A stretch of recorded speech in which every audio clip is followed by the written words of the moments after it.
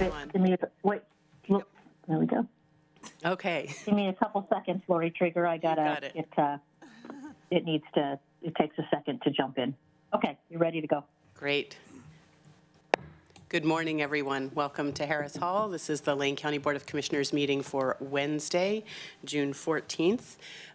Chair Farr sends his regrets. He had an unavoidable appointment that he could not reschedule this morning. We are very excited to be here with you. This is a highlight for us. Usually we're here to take care of all kinds of business and get presentations from staff, but today we get to hear from the community and from some wonderful folks who've been working hard all year to dig a little deeper onto some of the issues that we all care about and work on, and we're very excited to hear from you and really happy to welcome you to Harris Hall. These are presentations from the Policy Lab, which is a unique collaborative between Lane County government and the University of Oregon. And I think I will welcome up Steve Adams, our policy director, and Ben Clark from the University of Oregon, as well as Aniko from the University of Oregon, if they are here, yes. And come on up, and I will turn it over to you to tell us what you'd like to present to us. And just for my colleagues and for the public watching, after all of the presentations are done, I'll officially adjourn the meeting, but the commissioners and the participants from Policy Lab will head outside to take some photos to memorialize this really exciting day. So thank you all for being here. Welcome. And Policy Director Steve Adams, thank you. Okay, Vice Chair Traeger, Commissioners, thank you so much. A real pleasure to join you this morning. This really is a highlight of the year. So over the last year, this is an annual cycle. And in fact, we met with our Policy Lab colleagues just a few days ago to begin brainstorming projects for next year. So this is a process in which we are looking for key pressing challenges for county government right across the width and breadth of all of the issues that county government has been charged with leading for our community, to identify projects, capstone projects for master's students who are going to dive in and spend 2 quarters of their time really working side by side, shoulder to shoulder with our staff on key issues. And today you're going to hear 3 presentations of student teams who have done some very hard work over the course of the last 2 quarters. This partnership dates back some time. We've been engaged with this partnership with the University of Oregon about 8 or 10 years now. County Administrator Mo Krahiski noted late yesterday that we are the only county collaborative with a university partnership. There's a number of city university partnerships across the country. In fact, there is an organization called Metro Lab that spun out of the Obama White House, the Office of Science and Technology Policy, some 10 years ago, which really was focused on trying to create these so-called town and gown partnerships around the country. It was so successful it spun out onto its own as a not-for-profit. As it happens, this organization, which represents a number of university and local government partnerships across the country, is meeting in Portland in 2 weeks' time for their national conference. We have a former team that presented here a couple of 3 years ago who is up for an award for this Metro Lab partnership. That group actually looked specifically at our county park system and some of the deferred maintenance. You may recall that presentation some time ago. It was a key piece of work that led to the successful creation and passage of the Parks Levy last year. So you see the kind of real world impact that some of this work can do. And one of those students, Hannah Schaefer, is currently a rare participant in working with patients. Winningham, our emergency manager, who is out at the fairgrounds, as you know, drilling on the Cascadia Rising. So without further ado, I'm going to turn it over to my 2 key partners, Aniko and Ben. I get to spend a lot of quality time with my 2 partners, and they're going to help just run the show for the course of the day. Ben, Aniko? Okay, well, thank you. I'm Ben Clark, Associate Professor in the School of Planning and Public Policy Management, and the Director of the Policy Lab on the U of O side. And so as Steve mentioned, this partnership sort of started out of a conversation I had with Steve Mokrahiski at lunch right after I arrived here 7 years ago in Eugene. And Two things came out of that meeting. The first being, I really hope I can remember how to say Steve's name. And fortunately, I figured that out since then. But the second piece was how innovative of a leader that Steve was, to have the foresight to engage with the School of 3 p.m. And it's been a really a powerful mechanism for our students and for our staff and for our faculty to really engage in real-world exercises in policy and management and planning, all the things that we do. And we've really been able to access other parts of the university as well, engaging other schools and other programs to bring the knowledge of that university to your halls of Lane County. And so I will say, to echo some of the words that Steve had, that my favorite 30 minutes of the week is meeting with Jeff Kincaid, Steve Adams, and Greg Rickoff. Having the ability to really ground the work that the School of 3 p.m. does in real-world application is something that keeps me going, and I feel the same energy coming from them, and I really appreciate it. So with that, I want to make sure that I also acknowledge that we have some other work that we're not showing here today with our real-world class, which is undergraduates, and so that's something we've engaged in the last couple years as well. So Real World is an undergraduate class that took place in the winter term, and they worked on projects on alternative housing models, construction and demolition waste, landlord housing incentives, and some quick build transportation projects. This term, we also have some students working on EV charging stations, sort of mapping and figuring out how Lane County can better understand where that charging is happening, where it's not, and help to use that information to help build out that east-west corridors throughout Lane County so that we can enable the next generation of transportation in Lane County. And then finally, we have an undergraduate student working through the infographics lab that's helping us to map out where all fuels reduction projects are going on within Lane County. There's no comprehensive source of data on who's doing what at the state, local, and federal levels. And so by having that in Lane County and cities and other partners within Lane County, we'll be able to use that information to access more funding from state and local sources so that we can do more efforts to buy down that risk around wildfires. So without further ado, I want to get on with the show of why we're here today. I'm going to pass it off to Aniko, who is the instructor for the MPA capstone course, to do the introductions for the student projects. But again, thank you for your time and your support of the Policy Lab. So we were here 1 year ago. Some of you were here 1 year ago too. And we're really excited to have 3 teams presenting to you today. They're out here in the audience. They've been working really hard since January when they had no idea what these projects were, and they came into class and read about them. And by the end of the first week, they were in teams and off working. And since then, they've been pretty much sprinting for 6 months to get this work done. So this is now finals week. Graduation is right around the corner for most of these students. And they have done phenomenal work. It's been a pleasure to get to work with them in class from January through now. We've done lots of work with partners in the community through these projects, and I'm really excited that they'll get to share that with you today. So the first team that we have is going to be presenting an evaluation of Lane County's sports economy. So they've been working with Jenna in Community and Economic Development, and I'm not going to say any more because they're about to tell you all about their project, but I'm going to welcome up Erica, Ryan, and Jesse to present to you.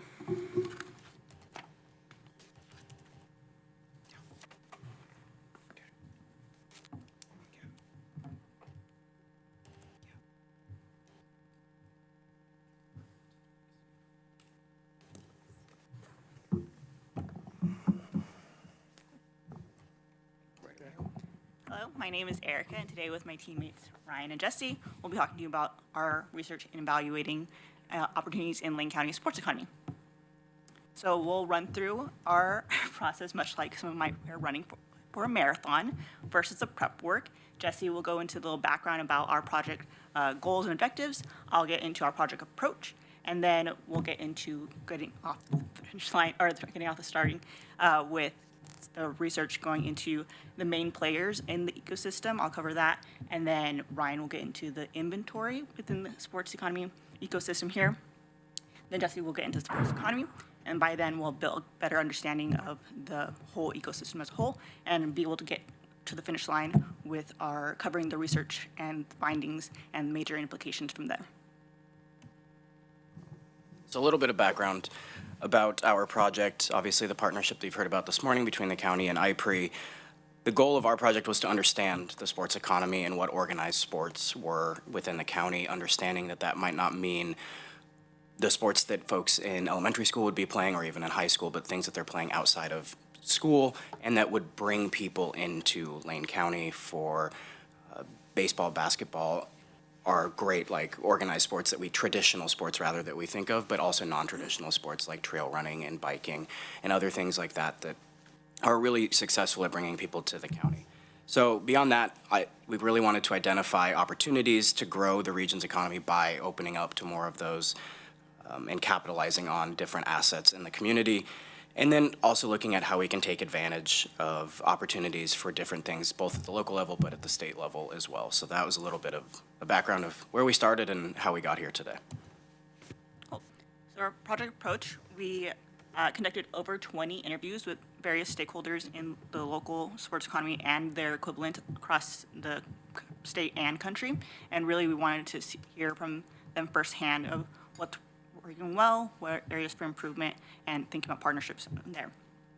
And we really prioritize getting diverse voices and from different sports entities and different regions of the county, since it is a large county. So we talked to folks, from Chamber of Commerce in Florence, or dunes racing in Florence, and then all the way to disc golf and BMX riding in Oak Ridge, and all the various sports in Eugene and Springfield area too. So we really want to get that broad picture. We also utilized the Travel Lane County's online database that already existed to evaluate the infrastructure inventory that exists for facilities and so we could evaluate, what do we have and what are the gaps that are able to be identified. And from the interviews and our own research, we were able to develop case studies that focused on two areas, one being sports commissions and, what are other places doing that are working well that Lane County can grow in those opportunities, and then also looking at facility development and what has worked in other areas and what can also work here. And then we also administer a survey to local stakeholder sports. Yes, it's mine too. Diane, I think we have an unmuted microphone on your end. Thank you. So we administer a survey to about 150 local sports stakeholders, and so those are the folks who are running events, running organizations within the local sports economy. And we got over about 60% response rate, and so we got about 89 responses, and that really indicated to us that, that folks are, interested in providing the feedback of what's working well and what are the gaps, but they also have that collaborative, wanting to give that feedback about opportunities for the overall growth of the sports economy. And so with using all that, we're able to kind of have those major buckets of our research, and we targeted with the first one being looking at the ecosystem, and really just off the bat recognizing that Lane County has a really rich and diverse sports community. We have, some big brand names that are known nationally, like U of O and Tracktown USA, but then we really have a large group of different organizations and teams that represent the community interests and has that local buy-in, but has been able to bring in the tourism. So in our research, we were able to identify at least 30 different teams and sports clubs that represent at least 10 different sports, so anything from disc golf to cheerleading. And then we were able to identify over 20 organizations that represent about 15 different sports, and that's throughout the county. And so these are like, so you have your main players, then you have the supporting players, and really what comes up to is those annual events that are held throughout the area. But the major events that happen in the county are mostly running, like Eugene Marathon, and they really help boost that local sports economy. But none of these things could really like be as great as they are without the supporting organizations like local governments, educational institutions, the lodging industry, and so many other industries. And a key player that we wanted to highlight within the ecosystem is the Travel Lane County Sports Commission, because they really tie into all those other key players that we just identified. And really they provide the support for marketing and just connecting those like events, venues, and organizations to be able to come together to put on a great event. And they've identified these 7 sports: running, cycling, rowing, pickleball, disc golf, and golf, and skateboarding as priority areas that if that would have the most impact if when prioritized. And really what they see as like the opportunities to further grow the sports economy in the area is having these, utilizing the natural like assets of the area and developing what's venue options that already exist and what could be grown. And then the partnerships with businesses and different community members as an opportunity to strengthen the economy, and then also encouraging the community development in the rural areas. So looking at inventory, Lane County actually has a good number of sports facilities around the county. This is a map we created of what we could find for inventory of sports facilities in the area. We broke it down into 3 key buckets. First being indoor facilities, so things like Matthew Knight Arena. They're going to probably be the most expensive on average to build, and they're also the ones that can be used for a lot of different ways. There's also outdoor facilities. This is the BMX track over by Autzen Stadium, and so there's a lot of great outdoor facilities. And then we also broke it into natural facilities. So that's our places like rivers and lakes, running trails. We included golf courses, but you could make that an outdoor facility too. But those are ones we wanted to highlight and break them down to understand how rich of inventory we have in the area. We do want to make sure that having 85 facilities doesn't mean that it means we're set. We're good on capacity. There's a lot of different needs still out in the community. A lot of them are limited. There's limited access or limited availability to play certain sports on different fields if they're not prepared for those kind of sports. But these facilities can be multi-use. So you could have a field that's both football, soccer, lacrosse, or you can have an indoor facility that can be basketball and volleyball, for instance. So there's a wide range of sports facilities in Lane County that we have, and it's a great asset for us. So now moving on to the sports economy, which is a lot of what we studied in this project that we had. It's not something that's just local or hyper-local. It's a very national thing. There's $91 billion in an economic impact in the sports economy nationally in 2022, and over 600,000 jobs were created during last year. So as Ryan had mentioned, we worked or Erica had mentioned, we worked very closely with Travel Lane County and their sports commission. We looked at the events that they had sponsored throughout 2022. They saw an economic impact of about $32 million for just the events that they had a hand in participating with or sponsoring, what have you. And about 35,000 visitors came to those events that Travel Lane County and the sports commission specifically had a role in. And that wasn't just people who participated in the sports, that was their families that came along with them, their kids that came along with them, or fans that just came in to watch the sport because they were interested in it. So that was a look at the economic impact of just Travel Lane County. We also looked at some of the University of Oregon numbers, which, a caveat here, a lot of the data that we had was from 2012, so there's still a lot of work to be done there. But they saw a $216.5 million economic impact just from University of Oregon athletics in 2012, and that's just in Lane County. And the number we do have from the last year was about 767,000 individuals attended a sporting event at the University of Oregon. So just looking at their economic impact, also looking back to 2012, 208,000 fans, or about 54% of those who just attended football, came from outside of the county in Lane County. So it's clearly that there's an economic impact being driven from sports, both by Lane County and the University of Oregon, and Lane County is a very big hub for sports economy. So looking specifically at the economic impacts, the direct impact, you go to an event, you go to an M's game here, and you buy a ticket, and that is your direct impact of something in the sports economy. Indirect would be, now you're at the event and you decided to buy a hot dog, whatever, the hot dog had to be purchased from somewhere, right? So there's your indirect economic impact.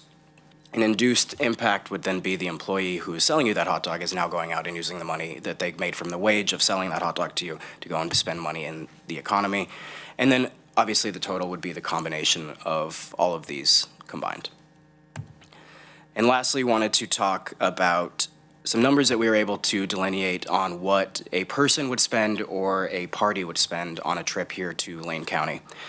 You can see we have hotel, motel, and short-term vacation rentals, a private home, other overnight, or just all overnight. So we kind of narrowed it down at the very end with the help of Travel Oregon to look at the all overnight. The average person spends $113 for a day that they're here. The average party spends $275, and the average length of stay is about 2.8 days here in Lane County when they're traveling for sports. Okay, so now to get into the findings, we have a pretty robust sports economy here, like we talked about, but there's some work to be done that we've identified. We broke our findings down into 3 major buckets. The first is helping to build a stronger sports ecosystem. The second is to help build up our sports communities, and the third is opportunities and innovations that can happen in the future. So looking at stronger ecosystems. This is one where we really saw a lot of potential currently here, where just a little bit of communication and building can help a lot. So looking at sports entities, how can they work together? One example came up, if a BMX event is going on the same day as an M's game, how can those two work together to help build their fan bases and get more folks to come to both events by sharing tickets or promoting each other? Same can be said for businesses. They need sports events need help with sponsorships. They need help with their facility renovations. So finding businesses to be their key sponsor for events or facilities is a major deal for especially our smaller sports. Looking at the smaller sports in general, they need a lot of help with advertising and marketing. A lot of these folks have one staff, no staff, they're all volunteer. They don't have the capacity to really grow themselves, so they need help with that coordination and collaboration to build up, because there is a lot of interest otherwise. I'm looking at like pickleball. We don't have any team yet, but there's certainly a lot of interest in pickleball growing. And the last is our county government. Or not just county government, but local governments as well. How can they be better players and better, more help to these sports events? We hope that, showing the economic value of sports can help our governments understand that giving these folks a little bit of help can both help them grow and also help highlight our communities in a better way by maybe finding different places for people to have their events in towns, highlight different parts of our communities by just being a little more proactive with our sports teams and events.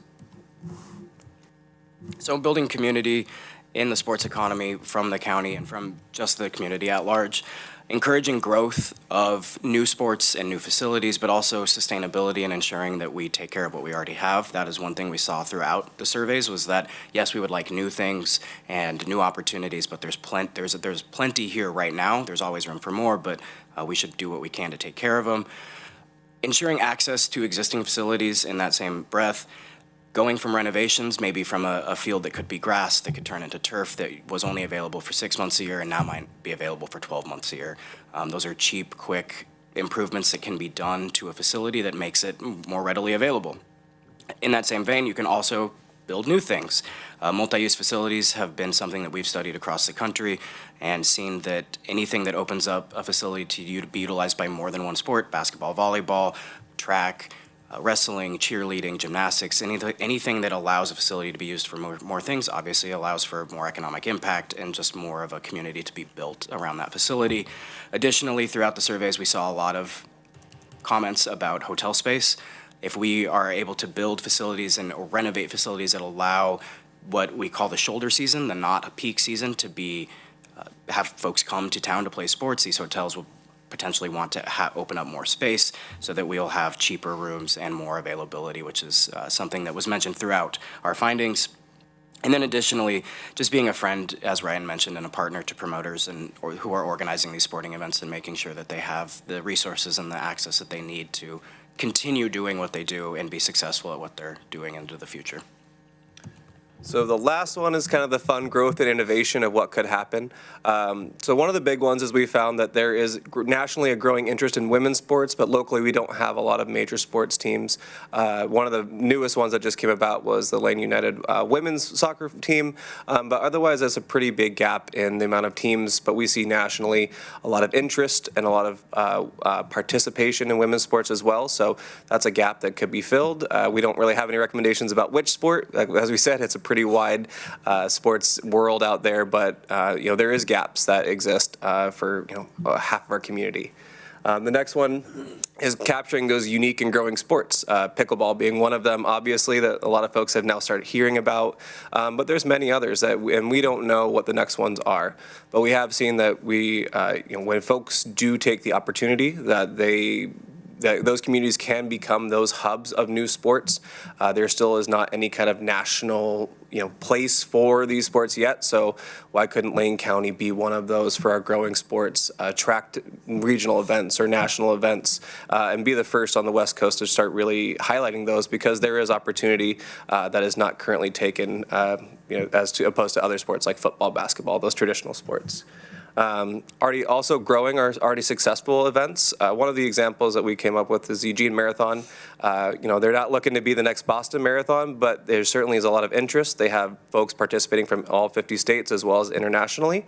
It's their time to grow, and that just means more people coming in and more people that are going to come back as well. So we can really start to help these big events grow when they're ready for it, and when the time comes, that's an opportunity. And the last one is attracting well-known brands and teams to Lane County for those exhibition events. A couple years ago, a couple international soccer teams came and played at Autzen. It was very popular. Oregon itself has some great teams, the Thorns, the Timbers, the Blazers. There's a lot of great teams that we could just help come in. There's, bring them here and get the folks coming from Roseburg. They don't have to drive to Portland, but they maybe come to Eugene, so you can get more people coming into town if we can help highlight those national teams to come to Eugene. So we have a lot of ecosystems, a lot of facilities, a lot of recommendations. So how do we help you all prioritize that? And so we built this logic model for you all to think through as these opportunities come up. So we built this kind of hopefully pretty simply by having resources that allows us to enable activities. And by having those activities, they drive outcomes, which creates impact. So, having a better use of sports facilities can help grow a local team or a local interest in an activity, which may produce an outcome of a regional event, which helps bring economic impact. That kind of simple in your model. But you need the resources to help the activities, to help the outcomes that lead to impact. So you can't jump to the end and hope for the next big thing. You got to make sure we build up in that time and make sure we have all the resources we need to get there. All right, so our key takeaways. Obviously, there's economic growth opportunities that exist here. The sports bring money to Lane County. There's opportunity to definitely grow. We've heard that throughout our surveys and our research, that there are a lack of facilities and other things that could really help boost the economy here, specifically around sports. Bringing together players and stakeholders. We have a very unique opportunity in having the Travel Lane County Sports Commission here. They do great work. They are this convener of players and stakeholders in this community. Continuing to show support of them and ensuring that they are able to continue doing that work is huge for the future success of sports here in Lane County. And then additionally, working smarter, not harder with information. As we showed throughout, some of the information that we pulled was quite dated, but it was the most readily available information and the most recent available information provided by the university, and working together with Travel Lane County Sports Commission and others to ensure that we can bring that information together into the future and not have to work harder and be that convener is something that we definitely want to ensure happens. So with that, thank you very much, and we'll be happy to take some questions. Terrific. Thank you so much. Let's open it up for just a few questions for each panel, and then if at the end we still have some extra time and people have more questions, we can do another sort of round robin for all the groups. And Vice Chair Trigger, I wanted to just offer a note of gratitude to this team. So, and to place this a bit in context, so we've been tracking legislation in the Oregon Legislature this session that really follows on a concept that the Portland Business Alliance put forward. They issued a report last year called Oregon: A State of Sport, really proposing this idea of a sport triangle between Portland, Eugene, and Bend, and really looking specifically at the extent of the economic activity that already exists there. They did comparators to the Metro Seattle, Metro Front Range in the Denver region, as well as Metro Salt Lake, other well-known sport destinations, not only for destinations, but also for apparel and for manufacturing of equipment. And toe-to-toe, we're actually quite robust within that economy. So we've been monitoring legislation, and of course, our legislature is not currently meeting and moving bills, but we have seen a bill moving forward that would create a statewide commission, potentially with some grant-making abilities in the future, and we've been monitoring this. And so this team really has done some of the initial formative work to help us understand what our kind of apex would look like with respect to the rest of that triangle. Thank you. Commissioners, questions, comments for the panel? I'll wait till the end. Mr. Seneca. Yeah, great job. My my questions were getting answered as you guys went along. You were very thorough. But I do have just a big picture question. If you were going to build a complex, what would you build right now with all the research you've done? Sure. No pressure. That was the question I was going to say. I mean, thankfully, I'm here and you're there, so you get to make the decisions, not me. But we studied a lot of case studies throughout the country, and one thing that we saw that was most successful was a combination of indoor and outdoor, because you can do more at once, right? Obviously, I mean, as is with anything, the more space you have, the more you can do. And so the the bigger you get, the more you can do, and that's what we saw was successful. But I think it was a combination of indoor and outdoor that was really the most successful across the country in multi-use facilities that we studied. So there were some that were just outdoor, some that were just indoor, and they each had their weaknesses for sure, but the ones that were combined had a lot more success. You could do a baseball game the same time you were doing a basketball game. Kind of best of both worlds then kind of scenario. Thank you.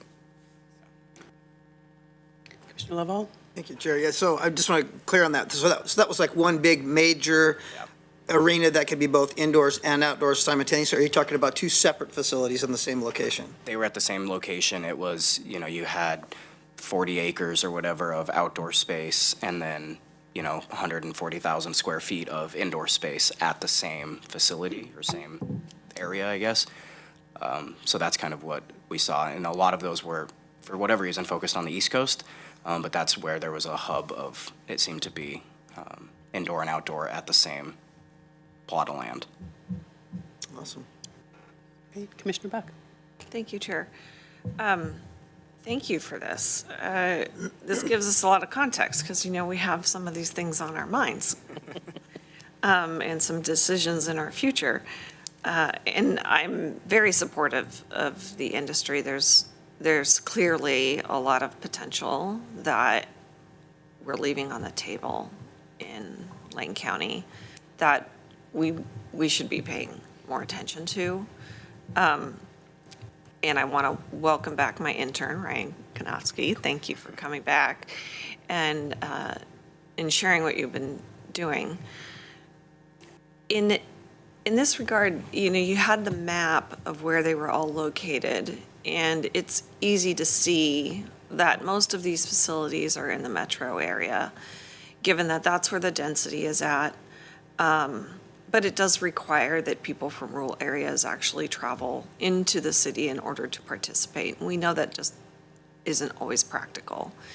And it's important for me to share the wealth of the various economies throughout the entire district. And maybe that starts with some of our larger rural cities, such as Florence and South Lane. And when the Olympics were here, clearly they were able to really capitalize on the industry because people were traveling or staying in those locations and coming back and forth or hosting, international parties at their location. And that was really a wonderful way to include the rural community. But I wonder in this context here where it's not such a massive event and there are smaller additions to various locations in the sports economy, what are your recommendations for the rural locations and how they can practically participate in this arena?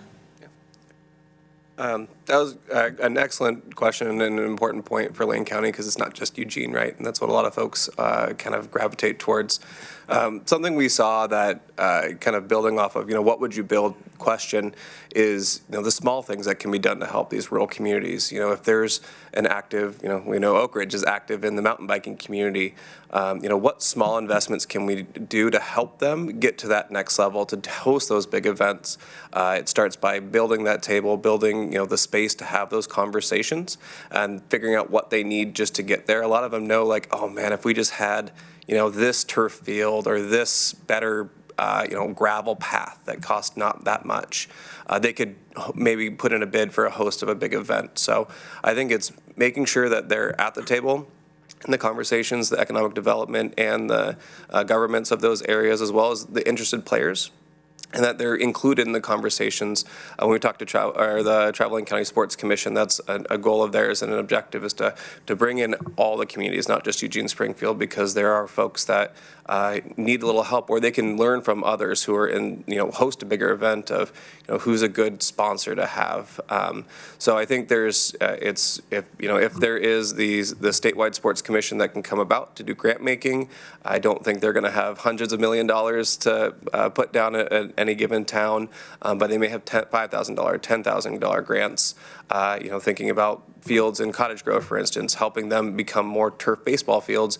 Maybe they can start to have a baseball tournament or something like that. So it's those small things that allow for year-round play, that allow for just more for national organizations to know that these are good facilities to want to host, and then helping those local areas as well with traffic coordination. Those things that they can't do typically on their own would be a big help. And so it's, again, just communicating and finding ways for governments to work together to help each other and help these economic drivers, especially for small areas that just a little bit makes a big difference. Thank you. Great, thank you. Thank you so much for the presentation. Well done, I love this. I have just a couple of questions and one comment. One question about your facilities mapping. Did you, because I know you did so much more work and have so much more information than what you're able to present in this short time. Did you do any mapping or do you have a list that separates out which are privately held, which are municipal, which are school-based facilities? Yeah, so we adding school-based to that map would have added probably another, it would have doubled the map. There's a lot of school facilities. So we do have an inventory list we're going to be passing on to the economic development team that's going to have by address, by name, and also by the types of sports we could identify that could be played in those facilities, as well as the number of courts or fields that are there. So it's a beginning of a list. Wasn't a good just Excel file someone could hand us in January. So we built that and with the hopes that with more community collaborations, we can just continue to refine that list to also better understand the needs as well, which I think is important. But yeah, that list is available for you. Great, thank you. I love the expansive definition of sports to be more inclusive and sort of forward-thinking too, so thanks for that.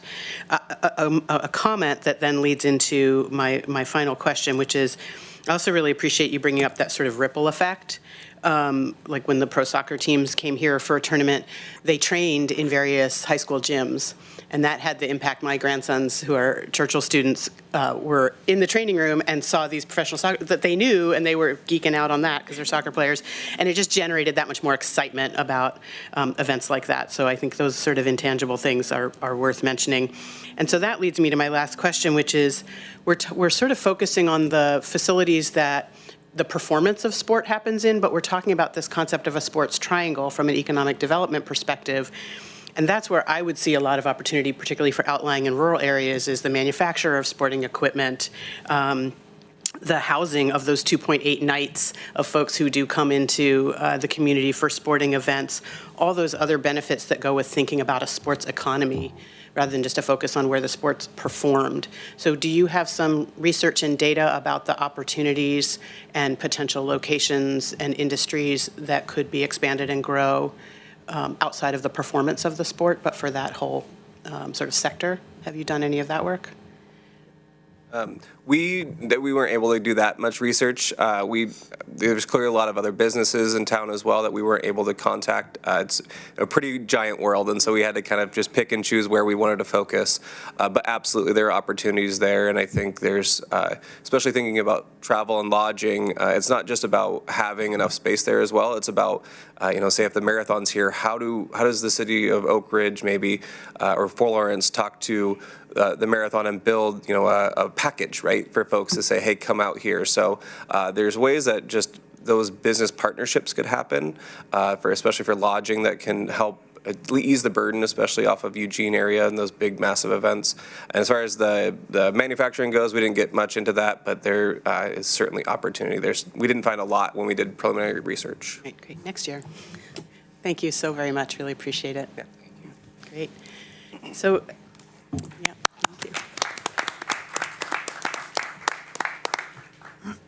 So as we transition to the next panel, I just want to note we have some staff in the room who supported each of these projects, and we do have Nacy Walford and Olivia McClelland online. I think they were staff supporting the project we're about to hear about, so I just wanted students to know folks are tuning in, but because of other commitments couldn't be here in person. Yes, that's wonderful. So now we're going to welcome up the team that has been working with Eve and her team in Health and Human Services to think about how do we increase the behavioral health workers in our county. How can we build a pipeline for that? So the team is going to explain a little bit about the conditions that exist here and show their proposal for the county for how this pipeline program could work. So I'm going to welcome up Sophie and Aurora. They're going to present, and then Brianna and Nafis are on the team too and will help with answering questions at the end. Great. And I hear Shauna Mart also has joined us online.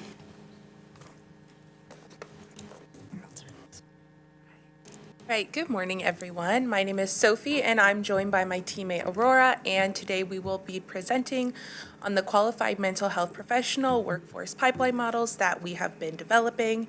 We are graduate students from the University of Oregon Institute for Policy Research and Engagement, and for the last 6 months, we have been working with Lane County Behavioral Health.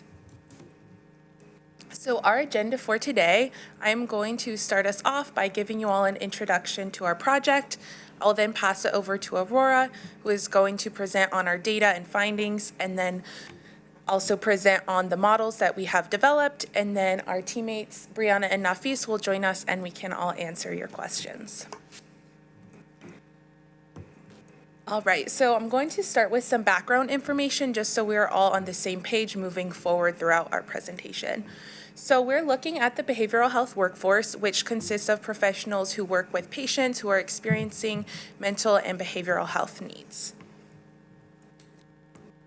Within the scope of our project, we specifically looked at public provider agencies and nonprofits who serve primarily low-income patients, as well as patients who have a very high level of need for care.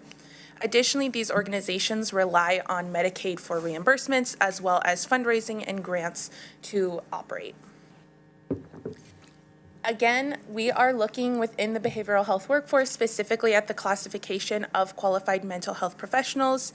These practitioners require a master's degree, as well as at least 1,000 hours of clinical supervision, and then passing a board test for licensure, and they are able to diagnose and create treatment plans for their patients. So I'm going to talk a little bit about why this is a problem and why we have been focusing on it.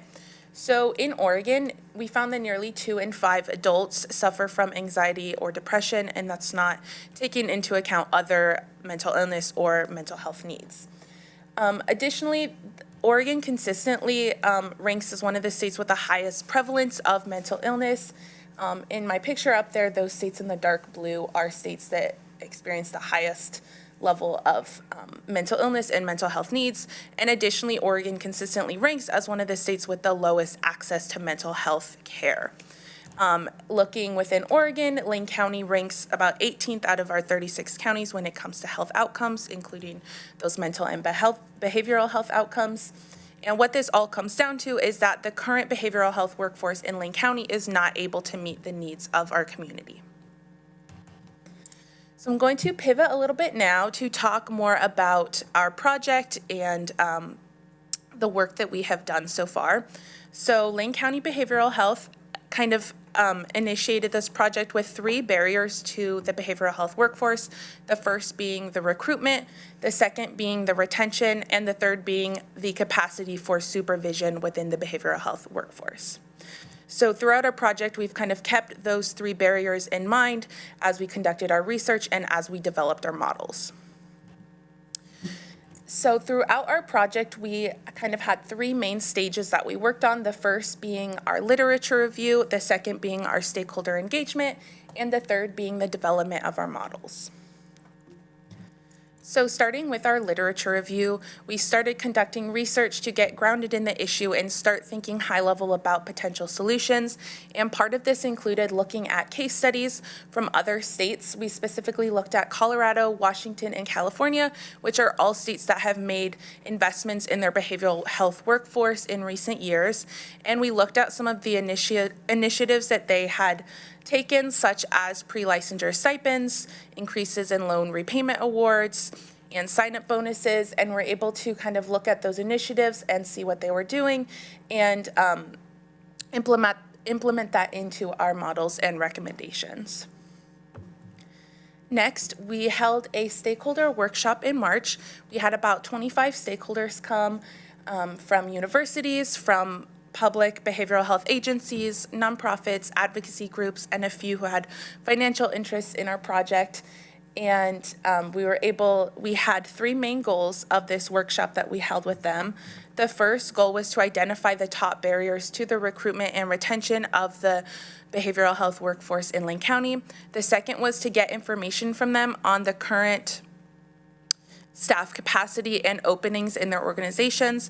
And then the third was to determine what the key points they wanted to see be addressed in a behavioral health pipeline model. And throughout our process, we've continued to engage our stakeholders through surveys and getting feedback on our models to make sure that we created something that really represented the needs of those working in this field. Yeah, I will now pass it over to Aurora, who's going to talk about some of our findings from that stakeholder workshop and how we've integrated that into our models. Thank you, Sophie. All right, so as she mentioned, in early March, we had a stakeholder meeting, and from that, our team compiled the notes that we had and performed a thematic data analysis. And from there, we categorized 4 different areas into which the main barriers to recruiting and retaining a QMHP workforce fell. And that is funding, culture, organizational structure, and governance. And I'm going to go into a bit more detail on each of these. So funding we defined as the financial impact on people and structures embedded in the delivery of behavioral health services. And really what we're talking about in this context is the lack of available funding, especially to support the people that are working on the grounds in these nonprofit and public agencies. Since they rely so heavily on Medicaid reimbursement for their services, they're not able to offer the same sort of wages that you would see in the private sector, and additionally just struggle with administrative and caseload capacity. Culture are factors that impact a person's internal desire to enter or remain in the field, and stakeholders really identify that there's a certain perception of the field that really highlights the kind of burnout and stress that occurs, and not so much the positive impact that they're having on the community, the positive stories and engagement that they're having with community members. And so that's something that they wanted to see turned around, especially in terms of getting students interested in this field and into master's programs that can then funnel them into this workforce. Organizational structure was defined in 2 ways. So this is either internal organizational practices or collaboration. So internal organizational practices are regarding kind of the structure of care as it's being provided, whether it's team-based, more hierarchical. And then external collaborative practices, that's collaboration across agencies, so across those nonprofits in the county and Lane County Behavioral Health, but also with stakeholders outside of the county throughout the state, such as universities, who can kind of create that pipeline to funnel students into the QMHP workforce. And then finally, we have government. So that is defined as regulatory barriers that impacts behavioral health agencies' ability to function. That's a couple of things. So we have OHA rulemaking, specifically Oregon Administrative Rule 309, has some barriers for how QMHPs provide care. That's the qualified mental health professionals versus qualified mental health associates, which are a step below them. They cannot take on some of the same responsibilities that QMHPs can, neither can peer support specialists, and so that creates a barrier for them being able to provide care. In addition, the Medicaid reimbursement structure, as we already articulated, prevents them from being able to have these financial resources available. So now I will speak to how we took the literature review findings, the case studies that we had, and then also these barriers that we identified from stakeholders and turn these into workforce pipeline models to start working on some of the problems that the county is seeing. So this is our 6-year implementation plan, and we're going to break this down further. I know it's a little small on the screen, and we also have some handouts here for you that have this on it.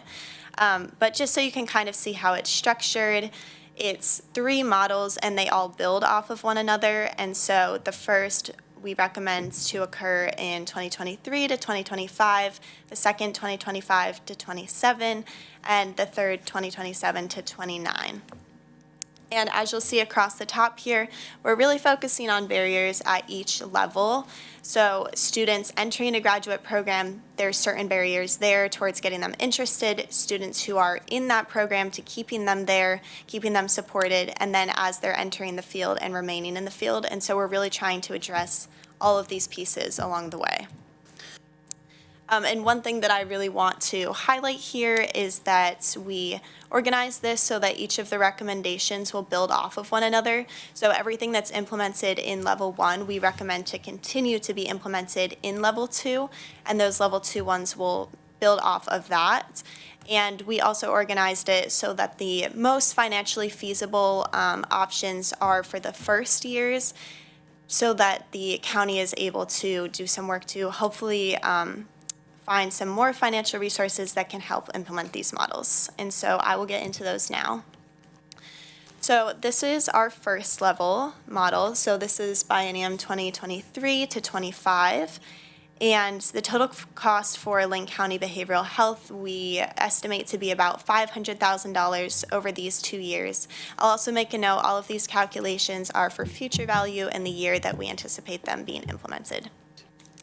And so the changes that we recommend here are going to be information about financial resources for students and also a 2-day class about QMHP licensure.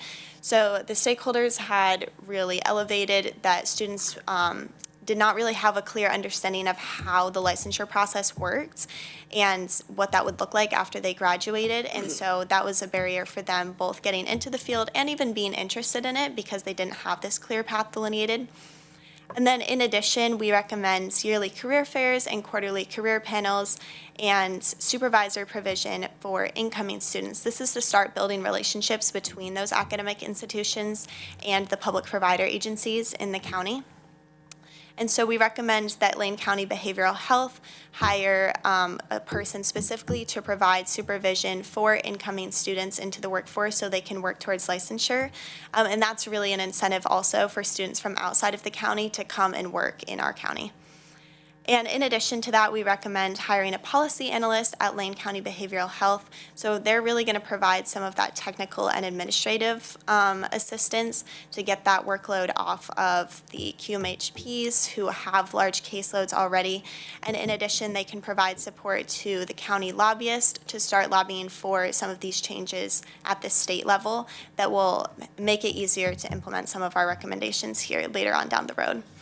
And finally, same along that relationship building line, we have the quarterly county QMHP meetings that we recommend, and that's just so that agencies across the county can really come together, talk about maybe how some of these changes are working, how that might be helping them, what sort of problems they're facing, and how they can maybe pool resources to make things a bit more streamlined throughout the county. So then these are our recommendations at level 2. This is biennium 2025 to 27. This is where things start to pick up a little bit. And so first, we recommend having career fairs at high school and undergraduate departments. This is to start building on that culture aspect, changing the perception around the field with students who are younger and also getting them into training younger. This will bridge that gap where students are coming out not necessarily prepared to be in the field, but if they're starting to get into it a bit earlier and build those skills, we think that that will be helpful later on down the line. And then in addition, students in graduate programs, providing them with information about public service loan forgiveness programs, and then offering virtual and hybrid course offerings and mentorship between QMHPs and students. So there needs to be a bit more flexibility for students to be able to get into these master's programs, especially from different backgrounds. And so just to kind of create a more conducive environment for people to be able to get this degree and then become working in the field. And then in addition, mentorship between QMHPs and students. This is kind of building off of those career fairs that we were having at the last level. And so this is so that public provider agencies will once again be working with students, getting acquainted with them, and hopefully then building direct relationships between an agency and a student, and they would really want to go work there post-graduation. And then as they're getting into the workforce, we recommend implementing a loan repayment program and planning for a regional supervision pool. And so that would really look like all of the agencies across the county working together to provide supervision, possibly to someone working at a different agency, and really pooling resources in that way. And so that's something that we recommend hiring a second policy analyst to do the work for at Lane County Behavioral Health and to start planning for the implementation of that in this phase. And then finally, rulemaking to amend the Medicaid reimbursement process. In the next biennium, we're going to recommend raising wages in the public sector. And so at this level, we would need to start implementing the changes for that to be able to occur and for them to have the financial resources to do so. So this is our level 3 model that you'll see here. This is going to be 2027 to 2029, and here we recommend implementing CTE programs in high schools, and once again, fostering this interest in younger students. And then at the graduate level, having a paid internship program. So this is building off the mentorship from the previous level, and also creating more financial resources for students. That was something that was elevated as well, is that it's difficult to pay for this schooling. And so having a system where interns are able to gain that experience, come out into the field more ready to go, and then have the financial resources while they're in school is kind of a win-win for both sides. In addition, creating that regional supervision pool at this level so that they can get licensure post-graduation, and then raising wages for public QMHPs. We recommend bridging the gap between public and private wages, about 50%, so that's going to be roughly a $10,000 increase in salary. And then in addition, here we have changing to licensing requirements. So I had mentioned previously in the government section that OAR 309 requires QMHPs to be the ones to diagnose and do intake and treatment plans for patients. And so that means that if there's a peer support specialist or a QMHA that's available to treat someone, they can't receive that treatment unless they've already been seen by a QMHP. And so that's really a barrier to care for people who really need acute care in our community. And so we recommend looking at making some changes to that. And that is also something that the policy analyst will be assisting with to create more capacity within the county. So in conclusion, we've really found that building relationships with stakeholders across the county, and specifically our public provider agencies who are doing so much good work and providing so much necessary care to our community members, is really essential.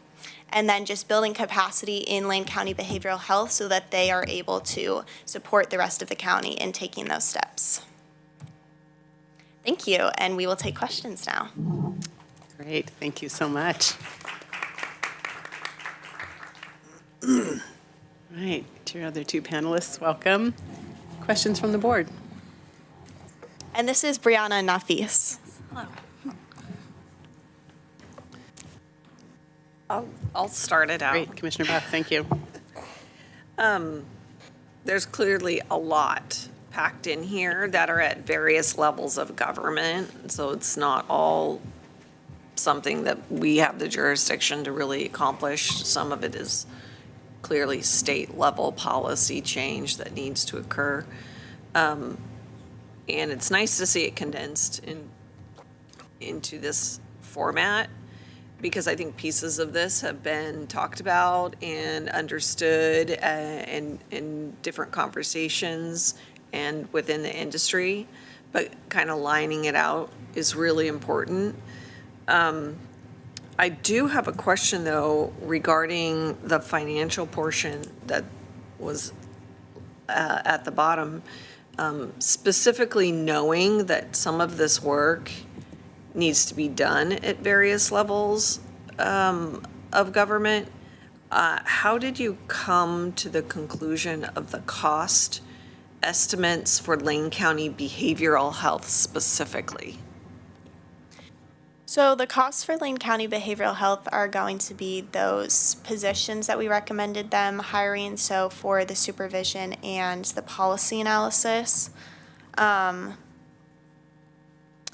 then as well here, you'll see them participating in the paid internship program, so that will also have some cost. But we left out the kinds of, so for example, like raising wages for licensed QMHPs, that's something that public provider agencies across the county would largely face. And then the sort of educational ones that will be like, the burden will be on the academic institutions, and so we left those costs out of their calculation, and that's just found in the total one. Okay, so you were trying to find costs from across the spectrum in the total cost of implementation number. Yeah. And the behavioral health portion was more of the staffing that you were hoping that the government could provide. Exactly, yeah. In our report, we've also delineated it, so each of these changes will have a lead and then the support, and that will kind of show who will be shouldering most of the burden for that and kind of providing the financial capacity for that as well. I don't know if there's anything you guys wanted to add. Yeah, that was as well. Yeah, sorry, just also to add, the other component that is part of that is the loan forgiveness program that we recommend, which is also tied to sort of conditions of retention. So like if you sign up and receive these benefits from us, then you also agree to stay with these organizations. And so I think that it's important to note that like some of those things are distinctly tied to some of the positions that we're recommending, because identification of that funding is very much tied to like having somebody who's dedicated to trying to help find that funding. Yeah, thank you. I appreciate that, because in Oregon, we used to have greater incentives for people walking into these industries, and they have dried up over the years. And so it's still expensive to get these kinds of certifications, and yet they walk into an agency for a job and they're not much higher than minimum wage pay. And so it becomes an unattractive industry for folks to pursue. And you're right, we need to go back to a model where it becomes an attractive industry to really pay attention to and think about, especially when you're coming into college and going into graduate school and graduate programs and certificates. So thank you so much. Great, thank you. And I'll just take a point of privilege as chair to follow up on that, just for the sake of continuity of the line of questioning, because I was also curious about the total cost of Lane County Behavioral Health. That's cumulative, and that's why it's most at level 3, or is that per biennium the cost? Like by the time we reached level 3, that would be the biennial cost, the 2.8? Yeah, so that'll be the biennium cost for 2025 to 27, but that will also include all of those changes that they're still going to be doing from level 1 in this level. Right. So that'll include the cost of, like the supervisor hiring and the policy analyst here are embedded in the cost at this level as well. Perfect, thank you. Yeah, and Commissioner Buck, you're absolutely right about we don't provide the incentives for people to go into this field, and not only is the pay not great when they get there, but they are carrying with them a lot of debt as they enter it at a low wage, so that's a big problem. Thank you. Back to the rest of the board for questions, comments. Commissioner Laval. Thank you, Chair. I was curious when you were saying about how to attract kids and that kind of thing in high school, having those programs integrated in high school, which is a great idea. It keeps kids exposed to what's ahead of them in the future and the opportunities thereof. I'm just kind of curious about the workforce culture. They're working with patients like that are challenging, sometimes can be physically assaultive. Sometimes the safety of the job environment is crucial to the decision to get into the workforce in the first place. And I'm wondering if you had any consideration in the plan to expanding some sort of security to those people who went into those positions within the workforces they chose to go in.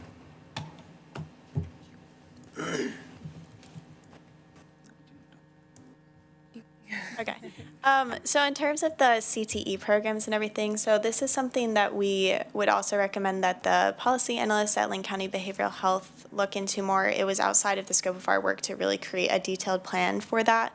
But I would say that there would certainly be more significant security measures for that as well. And in addition, it would probably just be building those really like formative skills, you know, like basic psychology and like things of that sort that they could then build off of when they get later on in their educational career to the point where they would be working with patients.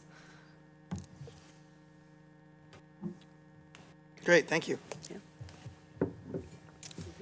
Okay, great, thank you. Well, I have fewer questions than I might because I was fortunate enough to attend that stakeholder meeting, at least the first 90 minutes or so of I think it was a 3-hour. And I was there mostly for the table groups brainstorming all the barriers and challenges, and then had to leave before we got to the good part of what are we going to do about it. So this is great to see it organized and timelined out. So I think that's going to be really useful. My only remaining question is whether you had the time and the ability to do any interviews or research with leadership at state administrative offices or with any of our state legislators specifically about the OAR that limits QMHPs to be the only qualifications for that intake, basically to break some of the logjam and allow QMHAs or peer support specialists to do some of the tasks of a QMHP. Was that something you had capacity or time to dig into at all? Did you have something you want to say? So I think it was the stakeholder meetings in which we raised these issues, and all the participants, basically the lawmakers, put this up, particularly this Oregon Administrative Rule 309, and we did some research on that one, and we clearly found something that's really need to be fixed at this point. The supervision activities that currently performed by the QMHPs should be revised, because the number of the QMHP supervisors who are going to supervise the QMHP supervisees, the numbers are not defined. And it's pretty much vague that how many supervisors are going to supervise, how many supervisees, how many supervision hours will be there. So we researched that things after our stakeholder meetings, and that's the only finding, I guess. Yeah. Great. I'm going to follow up with that if that's okay. Okay, great. So about specifically being able to talk with people that are more at that state level, administrative and legislative level, we did not. That was beyond our scope. We did not make those direct connections. What I will say that we heard in those meetings from participants is excitement, for one, but also the pressing need for organization within the community to be able to tackle those things.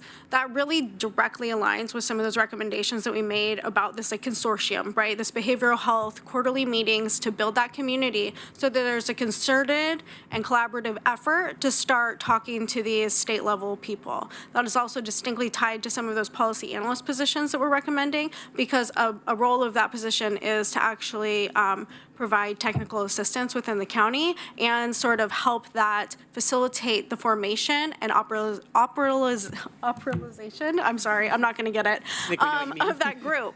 And with the expertise to be able to do that well. Lastly, I think that a really important thing to consider as we have these recommendations that are very specific to Lane County, right? We're saying like you should hire some people. Those are very specific and potentially in your purview. Is that those recommendations are made with the assumption that Lane County Behavioral Health has a responsibility not just to provide the public health services that they specifically cover, but perhaps they have a responsibility to participate in the overall health of mental health within Lane County and the county's capacity to do that. And so that is why they were recommended. And sorry, I'm just going to make one final note that we did specifically include in our report that it's Division 19 and Division 72 of OAR 309. So we have kind of articulated where those changes might need to be made. And then we did have Rep. Conrad at our stakeholder meeting, but we haven't had any specific conversations regarding what it would look like to change that yet. Great, thank you. I really appreciate that. And part of why I'm asking is, while your recommendations are specific to Lane County, we're part of an association of all 36 Oregon counties, and I sit on the Health and Human Services Commission. This is a challenge that's being felt in all the counties. And so one of the beauties of the work you're doing is it will impact Lane County, but it also has potential for us to then share it with colleagues and talk about some solutions we're looking at here in Lane County to maybe inspire others. And we know that it's that multiple counties lifting something up that can often spur statewide action, as opposed to one county being the only one saying, here's an idea. So thank you for that. Really appreciate your work. Thank you.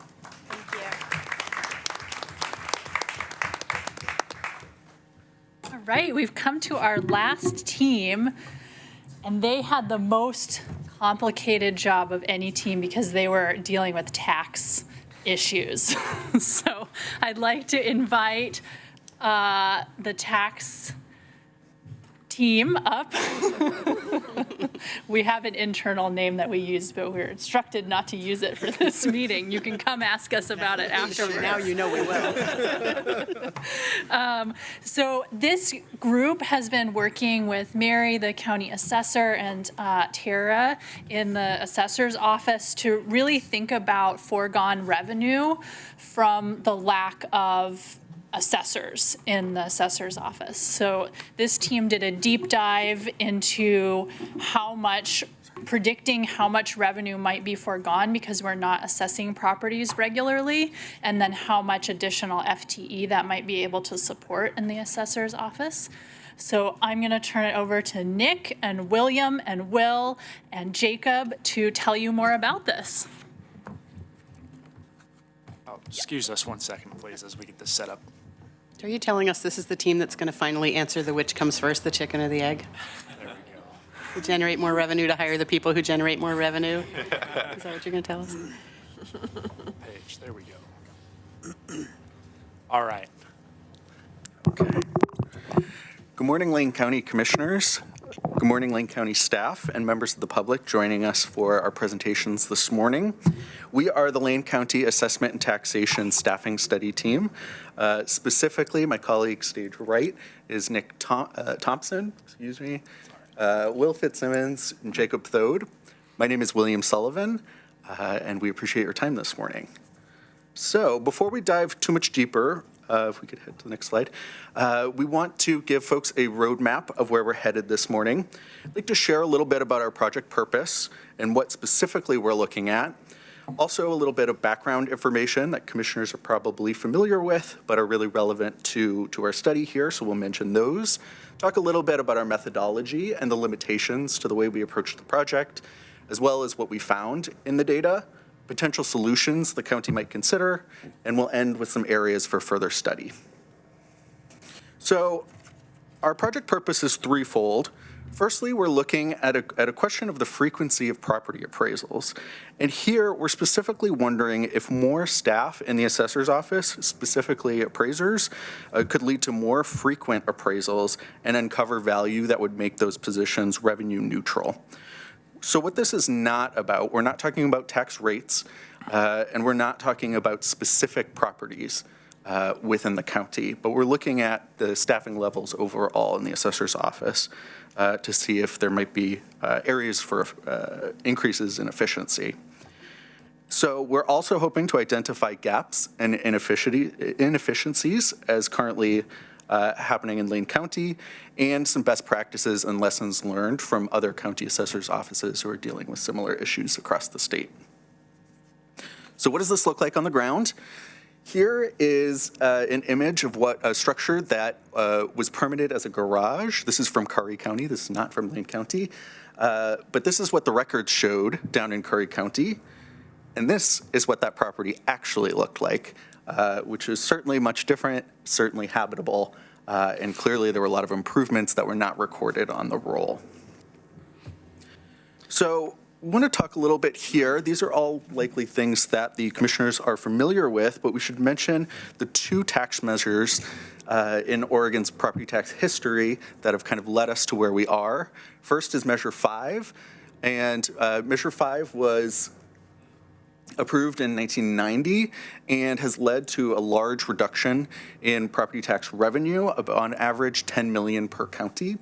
Measure 50 set permanent rates. Previously, property taxes were assessed by levies and set Lane County's rate at the sixth lowest of 36 counties, $1.28 per thousand in assessed value, and eliminated a 6-year reappraisal mandate that county assessors had previously been working with. There's been a reduction in the County Assessment Function Funding Assistance, or CAFA for short. That's funding that comes from the Oregon Department of Revenue, meant to offset some of the expenditures that county assessors' offices have to deal with. In the early 2000s, that was a little over 30% of county expenditures. Now it's down to 16%.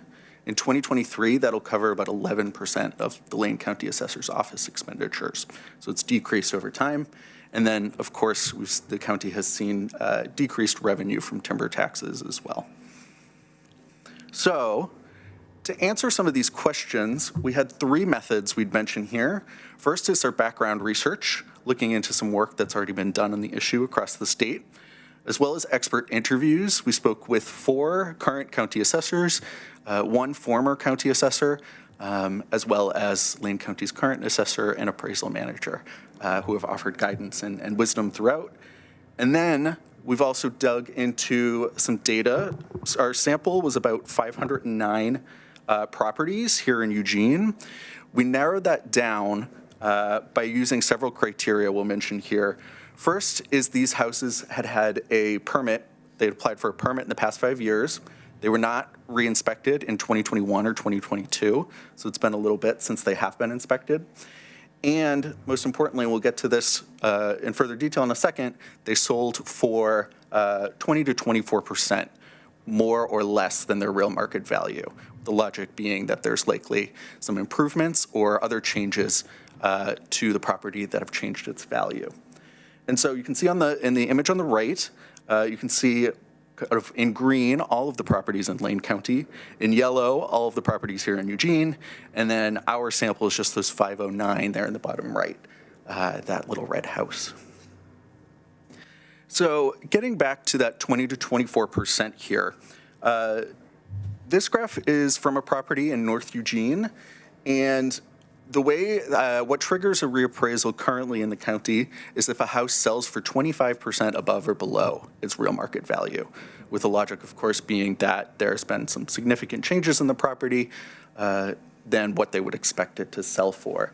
So in this image, that little house about 2016 is supposed to show, that's an example sale price. So something, if that house were to sell in 2016 for about $600,000, that would trigger reappraisal. If that sale price fell in that light blue area, reappraisal would not be triggered. And so looking across the county, these are all the properties that we looked at, all 509. There are 473 that are that are undervalued, where there's improvements that are not on the tax roll, and then 36 that are likely overvalued, so about 7% of the sample. So as we were moving through, what we did was to compare what we could find in Lane County's database, which is the Regional Land Information Database, with public property listings on Redfin, common property site.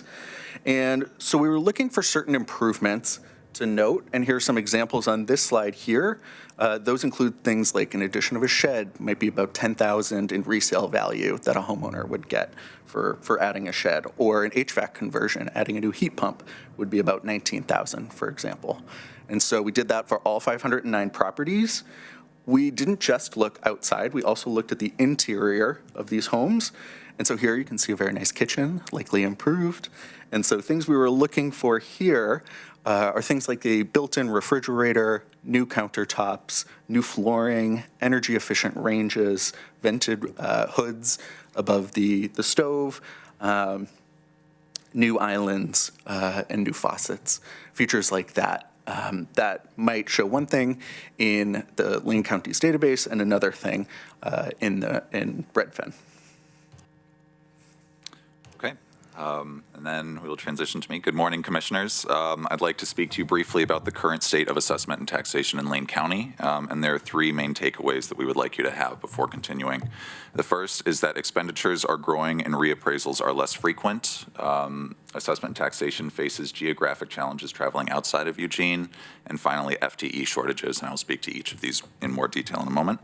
So beginning with expenditures are growing and reappraisals are less frequent. You can go back. Thank you. So appraisers are currently unable to meet a 6 to 10 year reappraisal cycle. Instead, they must prioritize new construction and, as William just described, properties that sell for over 25% of their real market values. Moving to the second point, the geographic challenges. Assessment is easier closer to Eugene, just as a practical practice. Due to office location and a third of the homes being here, it's easier to assess homes that are closer versus in more rural areas that take more resources to travel to and then assess. And then lastly, with FTE shortages, in the Assessment and Taxation Office, there's a current shortage of 23 FTE, with 13 of those vacancies being real property appraisers. So this is a pressing issue to address. And as a result, some properties have not been assessed in over 25 years. So pivoting now to factors for overestimation and underestimation in our projection for our model. As William noted, Redfin and Zillow are helpful windows into property improvements that have taken place, but they're certainly not comprehensive. We are amateur appraisers, we are not experts, so with proper training and experience, we suspect that there would be more property improvement value found versus what we found online. There are market forces and inflation, which will likely continue to drive up resale value as well, which is outside of the scope of our project. And there are also, as William noted, there are likely unpermitted improvements which were made to homes as well, which were also outside of the scope of our research. And then on the flip side, a factor of overestimation for our revenue projections are GOMAR, or general ongoing maintenance and repair. These are non-taxable. So if there's an old roof that you have that's dilapidated and falling apart and you have to replace it, this is a non-taxable improvement. But it is possible that we included some of these in our estimation as well. So it's just a consideration. So now we'll move to the model assumptions or model considerations. And the first is that property tax projections are based on our property sample. It's the 509 homes that we looked at. The second is assuming that trends in Eugene home improvement are uniform across all of Lane County, not just specific to the area. And the third is that there's a proportional number of homes within the 20 to 24 reassessment range across Lane County, as there are in Eugene as well. And so now we will go to the data findings themselves.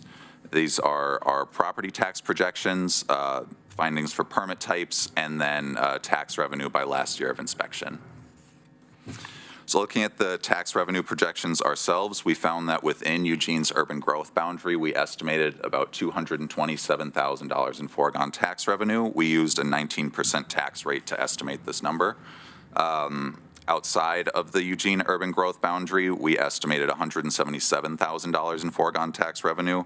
We used a combined tax rate of 12% for this. And combined, we found Lane County in its entirety to have approximately $405,000 in foregone tax revenue. And an important consideration for this is that this money primarily goes to schools, cities, and districts, where 11 cents on the dollar goes to the county itself. Yep, thank you. So next, we'll look at resale value by permit types. I actually think this one's kind of fun, so I'll take you through the chart here. So each permit that we had permits that were associated with it. So the three main ones that we looked at were building, mechanical, and electrical. And then multiple is any building that had a combination of the previous three fell into that category. As you can see in the top row, the total resale value associated with the permits, they're all relatively close. Multiple falls the farthest behind, but between building and mechanical, they're relatively close. The difference that we wanted to note here is that the number in the sample, there were only 16 in building, while there were 114 in mechanical. So the average resale value per permit is about $3,200 for building versus $358 for mechanical. So from an efficiency standpoint, moving forward, it could be beneficial to prioritize building permits when performing reassessment as opposed to others, just a consideration. So lastly, we will look at the sum of total improvements by date last inspected. Thank you. And so as you can see, there's a high concentration of homes that were inspected between 1992 and 1998. And we found that 64% of our found property improvements came from homes last assessed between 1992 and 1998. So it could be beneficial to prioritize homes that were last inspected within this time window. We suspect because there's been more time for improvements to be made to these properties versus more recently built properties. And now we will transition to Nick for our recommendations. Hi, so we have three potential solutions which are broken down into our immediate and future recommendations. Those solutions are staffing, targeted assessments, and technology. To start with our staffing actions, we recommend that the county hire 2 full-time equivalent appraisers, and we want to note here that the funding for this would come from Eugene alone, if all of that funding was dedicated to Lane County tax and assessment. Our next step or next recommendation would be to hire temporary workers for data entry. There's a lot of data that needs to be cleaned and updated in Lane County tax and assessment, and hiring temporary workers would ensure that that gets done for as low of a cost as possible. Our next immediate recommendation is to foster collaboration and resource sharing with other counties. My colleague Jacob included a study about resource sharing and collaboration between various counties and Lane County, which is further detailed in our report, and that was extremely successful in the study.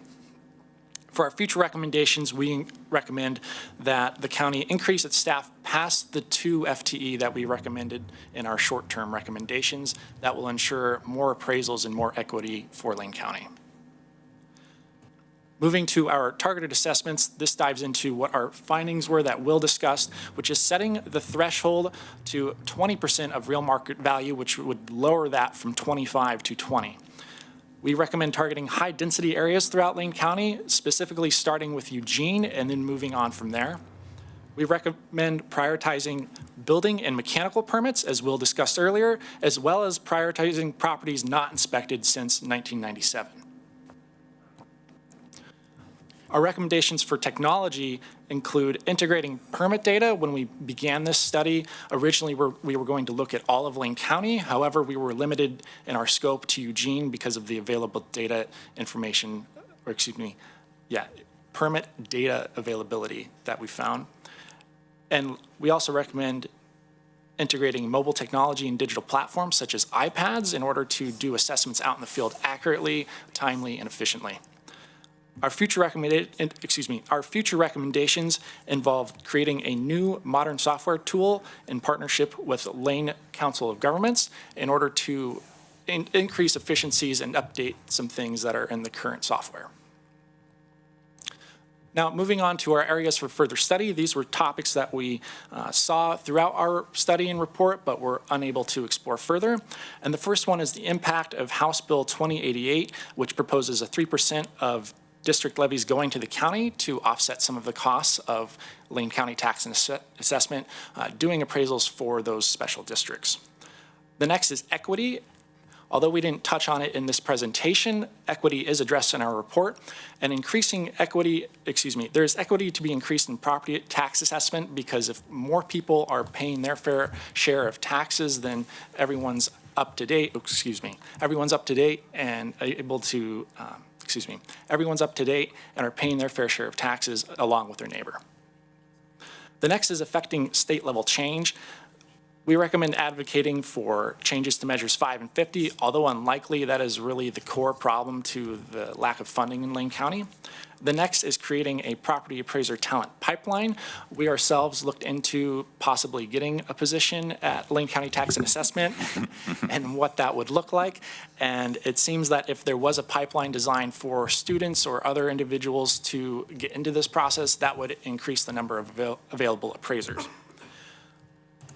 Although outside the scope of this study, we do wonder if a future study could investigate if lowering that threshold to 19% or lower would yield more revenue. However, we are unable to answer that question, and our question is there a cutoff point where it is no longer feasible or it's no longer worth the assessment for homes that break that lower threshold? Lastly, an area for further study is using aerial imagery such as drones or satellite imagery to catch updated improvements on homes that otherwise go unnoticed. And with that, thank you very much, and we will take your questions.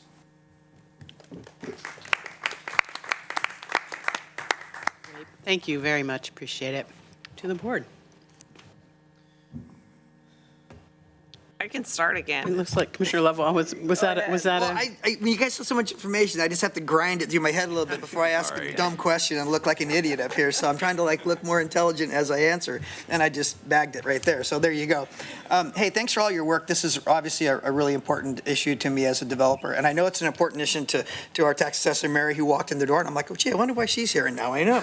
So there you go. I think that the last item you mentioned about drones to catch people is a little tough, a little challenging, because obviously people don't want Big Brother watching them. So I think that's a great idea, but, so I'll leave it at that.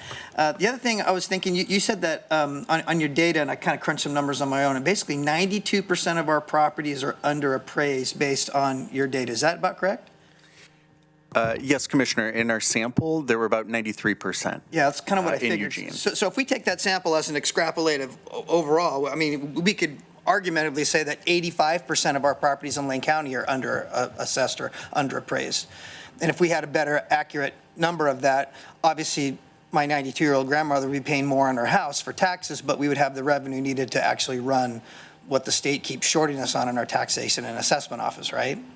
Yeah, I mean, we should point some fingers at the state for that one.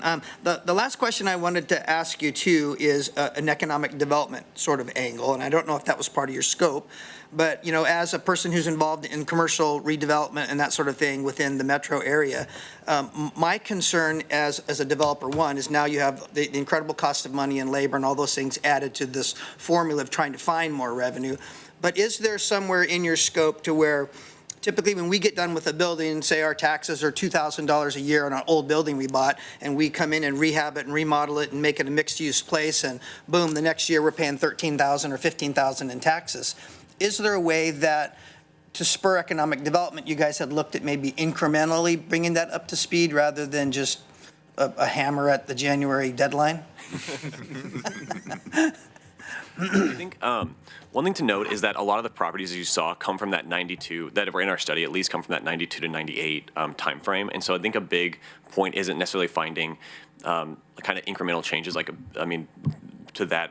you make a change like that. But I think bigger is not seeing those changes over the last 30 years is what would be benefit by looking at these properties. And so kind of assessing those properties that have been overlooked for many years. So in terms of that, not necessarily impacting developers who are going at that, but that is outside of our scope to some extent, something we weren't able to really look at. But I don't think necessarily would be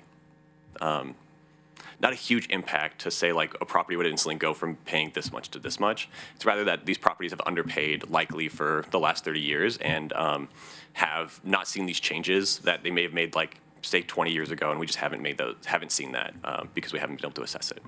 Yeah, that doesn't swallow good to the person who owns the property naturally, Yeah. but I think incrementally increasing that would be a smart idea, just to kind of make this approach more palatable, because, between the guy who delivers a cold bucket of chicken and the person who comes on the site as an appraiser, people would take that cold bucket of chicken every time, right? So you guys are welcome to the process, but obviously we have to have the public kind of on board as well, to realize that we are underfunded and the services that we demand from our government is not going to happen unless we all kind of pitch in and do our part. So good on you for knowing that, and I wish you well in marketing that brand. I'm excited to see what the hoodie looks like when you walk around town. Thank you, Commissioner. Commissioner Seneca? Yeah. So on all those numbers, what would you say is the most efficient timeline for doing reappraisals? I mean, what kind of span? Going back to the 6 years where we used to be at, or what do you guys see there? So as a part of our research process, we conducted interviews with different assessors across different counties, and a reoccurring theme that we found from our interviews was that a 6 to 10 year reappraisal cycle was ideal. Yeah, and I think just to add to that, ideally it would be that every property would be assessed within some time frame like that. Some appraisers said, or some assessors. Thank you. Assessors, and when we spoke to them, mentioned 12 to 14 years potentially. But as you saw in our graph, there were some properties that we saw that were also overvalued, and they were paying more than they should have been paying. And so that would also address that issue, speaking of equity, of making sure that all properties are fairly paying and not being overtaxed or undertaxed. So hopefully getting back to something like that, where just like as right now, properties aren't being overlooked. I was just curious, how do you, I know you guys said you're, what'd you say, you're amateur appraisers. That's what it was. Zillow appraisers. What about curb appeal? Like, how do you calculate that into it? You buy a place that was completely overgrown, and then, somebody comes in, fixes it up, and bark mulch and gravel. That raises what the house is worth. How do you calculate for that? Or would you? So we try not to really account for the change in sale price, or I guess real market value. Okay. Looking more at what would be the difference in assessed price. Because obviously there are a lot of factors that would change that, and especially just with the growing trends in home prices right now, that's something that you wouldn't necessarily see on the tax roll anyway. So we tried to, as much as we could, limit those from our study. But as we said, that's something that, may have been difficult to understand or fully take into account of, just knowing with the limited information we had from Redfin and those type of sites. All right, thanks. Great job, guys. That was great. Commissioner Buck? Thanks, Chair. I think the slide that interested me the most was the foregone tax revenue slide. And that slide, thank you for bringing it back, noted dollar amounts, but it didn't say per year, per biennium, or what time frame we're talking about. Was that annual? Specifically, those are for the properties for Eugene, those are the properties that were in our data set, so only for those 509 properties. And then for the 177, that second point, we assumed that there were a similar amount of properties inside of the rest of Lane County that would also fit these parameters. And I believe that for each property we evaluated, there was a foregone tax of about $400 per property. And so Per year? No, I'm just for that property. That was not being a tax. So, so I guess, yeah, it would be per year. I'm sorry, yes. Okay. Yes. And for number 3 here, Lane County in its entirety, approximately $405,000 in foregone tax revenue in your sample, not for if all of them were done at once, right? But if you were able to do your sample size. And of that is that the 11 cents on a dollar? Or is that the total amount, and then you take 11 cents of that is what the county would receive. The latter. The latter, okay. So the reason I'm asking these questions is because I want to know exactly where we get to the point in which the cost of adding an FTE pays for the revenue that would be received on an annual basis. And so if we're taking 11% of $405,000, yeah, that's less than a full-time employee would clearly cost the county. And so I'm curious where that nexus eventually reaches a revenue neutral point. And I'm not sure if you have put that in a graphic data statistics set where we can see at what point would you have to assess X amount of properties in a year in order to actually fund the additional FTE to a revenue neutral point. Because we don't know that nexus, then we're in the position that we continue to stay in, which is it costs more for the employee than to assess the property. Yeah. We were limited by the amount of properties we had, so we wanted to make sure that we spoke to kind of how limited we were. So this gets at, I might have lost my point.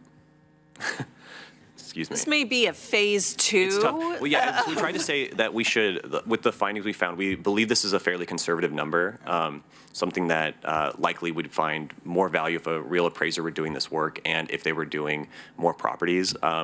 So one thing we tried to say is that by hiring those 2 appraisers, appraisers typically, from our understanding of working with our clients, Mary and Tara, they were saying that an appraiser can conduct about 1,000 appraisals a year. So assuming that if we were able to hire 2 more, if that 400,000 went directly to hiring 2 additional FTE workers, that would lead to additional 2,000 properties being assessed and more money coming in that would fund that.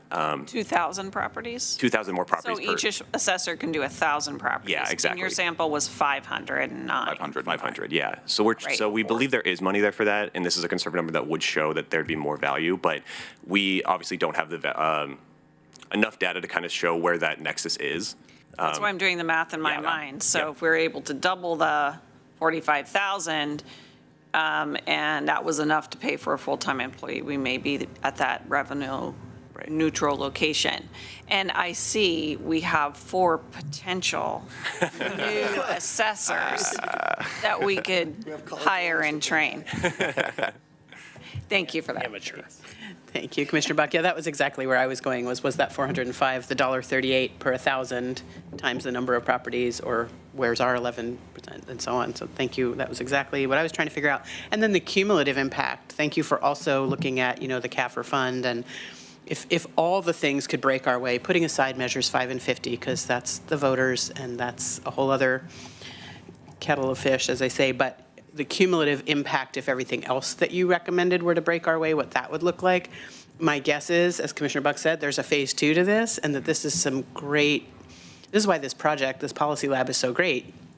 You dig in and give a new starting place that's elevated to our assessor and her team, or to the next round of policy lab students. So well done, and thank you. My only question is just a specific data one where you say we're at the $1.38 permanent tax rate, 6th lowest, and I've always quoted us as 3rd lowest. Is it because of the group of us that are tied at the bottom? Maybe that's a question for our assessor or for our administrator, but I've always thought of us as the 3rd lowest. And in budget recently, that was property tax rate is the 6th lowest. Remember, we're tied with Deschutes County. Right. But Deschutes has 2 public safety districts that put them in a whole nother category. We're the 2nd or 3rd lowest in terms of per capita total local revenue. So if you look at property taxes plus other local revenue, we're even lower. But just in terms of permanent property tax rate, we're the 6th lowest. great. Thank you for that clarification. Great. Any other questions from the board?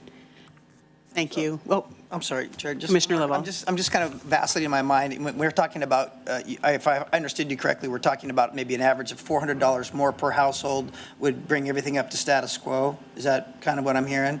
And if it isn't that right number, but whatever that number is, I'm just thinking as the average homeowner in Lane County, and they're thinking, yeah, I'm going to shell out another $400. What benefit am I getting from that? So I was just, maybe that's phase 3. So, you know, that would be another selling point as well. So that's my last comment. Thanks, Chair.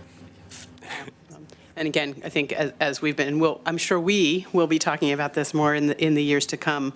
I think part of it is flipping the message of you have been getting a great deal for the last decades on your property, and that may have expired rather than that we're adding something on. So thank you. Great work. Way to make tax interesting. That's nothing everybody can do.